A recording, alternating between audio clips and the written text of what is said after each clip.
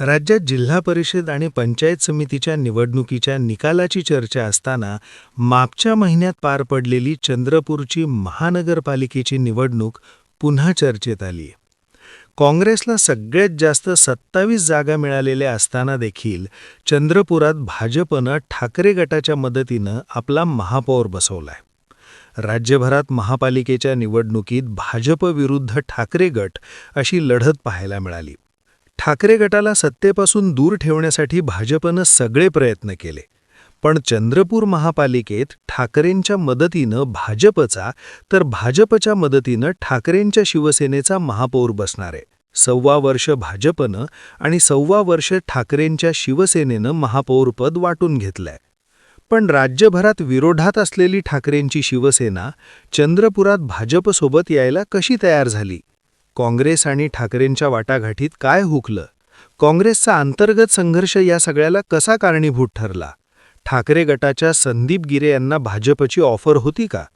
चंद्रपुरात काय घडलं, काय बिघडलं? मंडळी, सगळ्यात पहिल्यांदा चंद्रपुरात महानगरपालिकेच्या निवडणुकीत काय घडलं ते सांगते. चंद्रपूर महानगरपालिकेत एकूण 66 जागा आहेत. सत्ता स्थापन करण्यासाठी मॅजिक फिगर आहे 34. या निवडणुकीत भाजप विरुद्ध काँग्रेस अशी थेट फाईट झाली. निवडणुकीनंतर काँग्रेस 27 जागा जिंकून सर्वात मोठा पक्ष ठरला. दुसऱ्या क्रमांकावर राहिलेल्या भाजपनं 23 जागा जिंकल्या. उद्धव ठाकरेंच्या शिवसेनेनं 6, जनविकास सेनेनं 3, वंचित बहुजन आघाडीनं 2, तर शिंदेंची शिवसेना, बसपा आणि MIMनं प्रत्येकी 1 जागा जिंकली.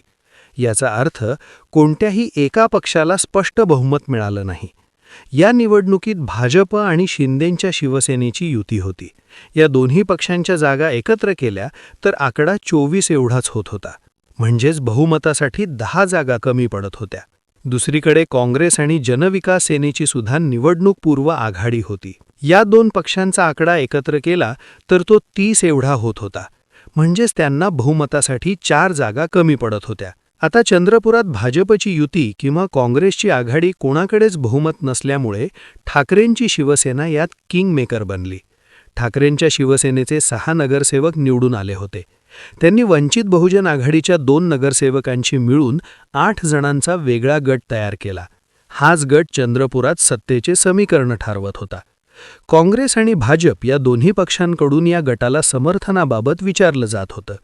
मात्र ठाकरेंच्या शिवसेनेनं एक अट ठेवली. ही अट म्हणजे महापौर हा शिवसेनेचा असणार. जो पक्ष आम्हाला महापौर पद देईल त्यालाच आम्ही समर्थन देऊ, अशी भूमिका ठाकरेंच्या शिवसेनेनं घेतली. आणि ठाकरेंच्या शिवसेनेची हीच भूमिका चंद्रपुरात गेम चेंजर ठरली. भाजपनं ठाकरेंच्या शिवसेनेसोबत महापौर पद वाटून घेतलं आणि आज भाजपच्या संगीता खांडेकर या चंद्रपुरात महापौर झाल्या. आज महापौर पदाच्या निवडणुकीत नक्की काय घडलं? तर दुपारी 12 वाजता चंद्रपूरच्या महापौर पदासाठी निवडणूक झाली. मात्र या निवडणुकीदरम्यान एक नगरसेवक महत्त्वाचा असताना वंचितचे 2 नगरसेवक गैरहजर राहिले. त्यामुळे बहुमताचा आकडा 34 वरून 33 वर गेला. सुरुवातीला दोन्ही बाजूने 32 नगरसेवकांचं समर्थन होऊ शकतं आणि त्यामुळे ही निवडणूक ईश्वर चिठ्ठीने पार पडेल अशी परिस्थिती निर्माण झाली. मात्र दुसऱ्याच क्षणी भाजपला 32 तर काँग्रेसला 31 नगरसेवकांचा पाठिंबा मिळाला आणि भाजपच्या संगीता खांडेकर चंद्रपूरच्या महापौरपदी विराजमान झाल्या. या सगळ्यात MIMचा 1 नगरसेवक तटस्थ राहिला. त्यामुळे भाजपनं बाजी मारली. फक्त एका मताच्या फरकानं भाजपच्या संगीता खांडेकर चंद्रपूरच्या महापौर झाल्या. चंद्रपुरात अशक्य वाटणाऱ्या परिस्थितीत भाजपचा महापौर बसल्यानंतर भाजपचे आमदार किशोर जोरगेवार यांनी म्हटलं की चंद्रपुरात काँग्रेसचं एकमत होत नव्हतं. चंद्रपूरच्या विकासासाठी भाजपनं ठाकरे गटाला सोबत घेत महापौर दिला. मुख्यमंत्र्यांची इच्छा होती चंद्रपूरच्या विकासाच्या दृष्टिकोनातून भाजपचा महापौर असणं आवश्यक आहे. ज्या प्रकारचे तमाशे काँग्रेसमध्ये झाले त्याचा विचार करत ठाकरे गटानं चांगला निर्णय घेतला. वडेट्टीवार, धानोरकर ज्या पद्धतीनं भांडत होते ते बरोबर नाही, अशी टीकाही जोरगेवार यांनी केली. आता या सगळ्यात काँग्रेसचं नक्की काय चुकलं? तर 27 जागा मिळालेल्या काँग्रेसची चंद्रपुरात सत्ता येणार होती, पण त्यासाठी त्यांना ठाकरेंच्या शिवसेनेची गरज लागणार हे स्पष्ट होतं. या सगळ्यात प्रतिभा धानोरकर आणि विजय वडेट्टीवार यांच्यातही अंतर्गत संघर्ष झाला. 16 जानेवारीला निकाल जाहीर होताच काँग्रेसचे 27 नगरसेवक वडेट्टीवार आणि धानोरकर अशा 2 गटात विभागले गेले. नगरसेवकांच्या पळवापळवीत धानोरकर यांनी 13 नगरसेवकांचा गट विभागीय आयुक्त कार्यालयात नोंदणीची प्रक्रिया सुरू केली. गटनेतेपदी सुरेंद्र अडबाले यांचं नाव दिलं. त्यानंतर समृद्धी महामार्गावर नगरसेवकांचं अपहरण नाट्य घडलं. याच दरम्यान धानोरकर गटाचे काही नगरसेवक वडेट्टीवार गटात सहभागी झाले. 18 नगरसेवकांसह वडेट्टीवार यांनी गटनोंदणीसाठी अर्ज केला. त्यानंतर हा वाद दिल्ली दरबारी पोहोचला. पक्षाचे राष्ट्रीय सरचिटणीस के.सी. वेणुगोपाल यांच्या उपस्थितीत बैठक झाली. तोडगा निघाला असं वाटत असतानाच वडेट्टीवार समर्थक नगरसेवकांनी न्यायालयात धाव घेतली. 4 फेब्रुवारीला नगरसेवकांनी अर्ज दाखल केल्यावर 5 फेब्रुवारीला न्यायालयात याचिका सुनावणीसाठी घेण्यात आली. मात्र याचिका करताना नगरसेवकांनी अचानक ही याचिका मागे घेण्याचा निर्णय घेतला. पक्ष पातळीवर गटनेता आणि इतर मुद्द्यांवर एकमत झालं असल्याचं मत या नगरसेवकांनी व्यक्त केलं आणि याचिका मागे घेतली.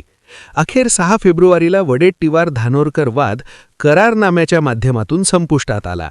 वडेट्टीवार आणि धानोरकर यांचा एकमेकांवर विश्वास नसल्यानं शुक्रवारी नागपुरात झालेल्या बैठकीचा तपशील एका कागदावर उतरवून दोघांच्याही स्वाक्षरीचा एक करारनामा करण्यात आला असं सांगण्यात आलं. त्यानंतर काँग्रेसच्या गटनेतेपदी राजेश अडूर यांची विभागीय आयुक्त कार्यालयात नोंदणी झाली आणि सगळे अधिकार धानोरकर गटाला देत त्यांचा महापौर बसणार हे स्पष्ट झालं.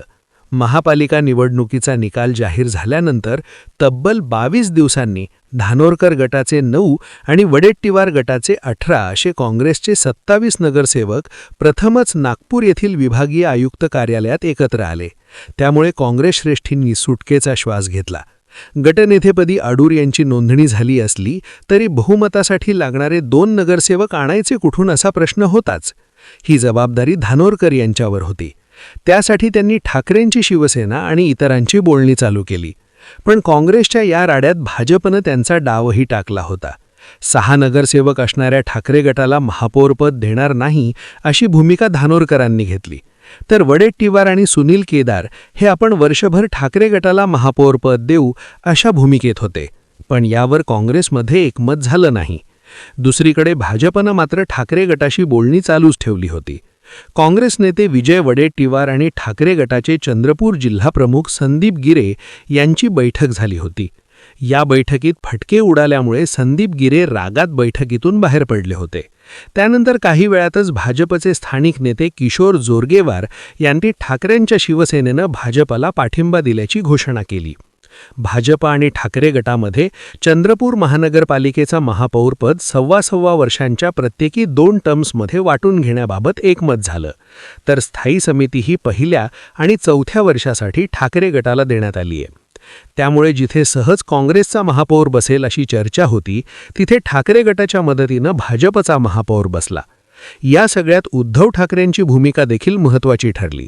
कारण जेव्हा ठाकरेंचे चंद्रपूरचे नेते मुंबईत जाऊन ठाकरेंना भेटले तेव्हा जो पक्ष तुम्हाला सन्मान देईल त्याच्याशी युती करा असे स्पष्ट निर्देश उद्धव ठाकरेंनी नेत्यांना दिलेले.